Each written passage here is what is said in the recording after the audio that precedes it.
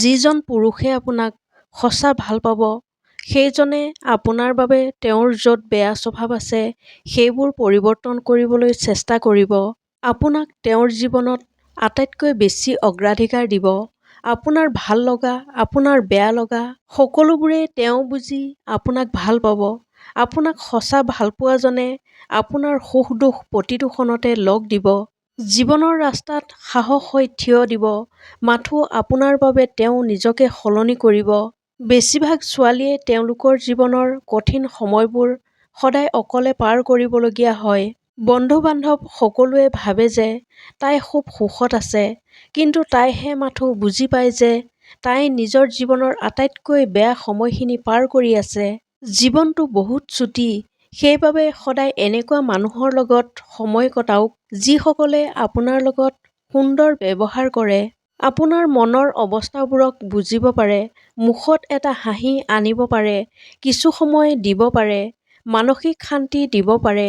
এই অশান্ত পৃথিৱীত আপুনি য'ত মানসিক শান্তি পায় তাতেই ৰৈ দিয়ক আৰু ভালপোৱাৰ আশাত আঁতৰি গৈ নাথাকিব।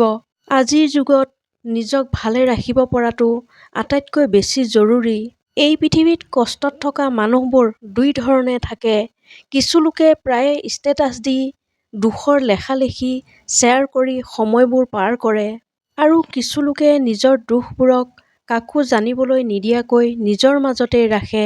সকলোৰে মাজত হাঁহি ফূৰ্তিৰে থাকে আৰু আনক হহুৱাই সময়বোৰ পাৰ কৰে। এনে দ্বিতীয় প্ৰকৃতিৰ লোকসকল সঁচাকৈয়ে আচৰিত। সকলোকে হহুৱায় কিন্তু নিজে লুকাই কান্দিহে ভাল পায়। পৃথিৱীৰ আটাইতকৈ সুন্দৰ কাম হ'ল কাৰোবাৰ বিশ্বাসৰ মূল্য ৰখা। বিশ্বাস আৰু সম্পৰ্ক এটা দিনৰো হ'ব পাৰে, এটা মাহৰো হ'ব পাৰে, নতুবা বহু বছৰো হ'ব পাৰে। কিন্তু এই সম্পৰ্ক বা বিশ্বাসৰ মূল্য আজীৱন হোৱা উচিত।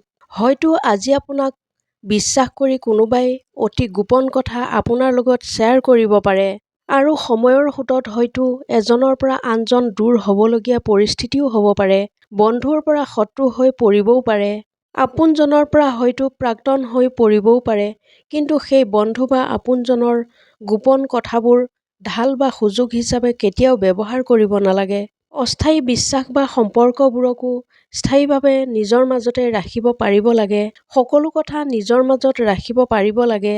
মানসিক ক্লান্তি দূৰ কৰাৰ উপায়, যি আপোনাক সৰু কৰিব চেষ্টা কৰে বা ঠাট্টা মস্কৰা কৰে সেইসকলৰ পৰা দূৰত থাকিবলৈ লওক। সামাজিক সম্পৰ্ক ঠিক কৰি ৰাখিবলৈ চেষ্টা কৰক।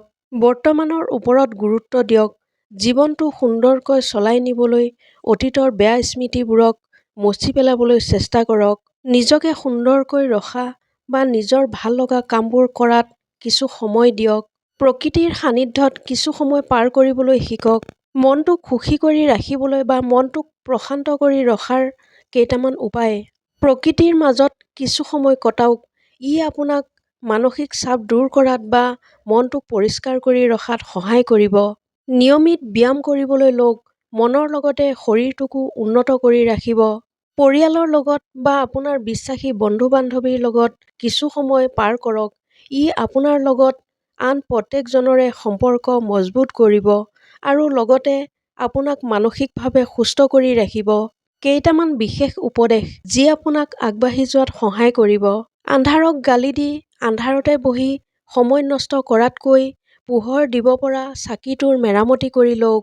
পানীৰ সোঁতত গা এৰা দিয়াৰ সলনি সোঁতৰ বিপৰীতে সাঁতুৰিবলৈ শিকক।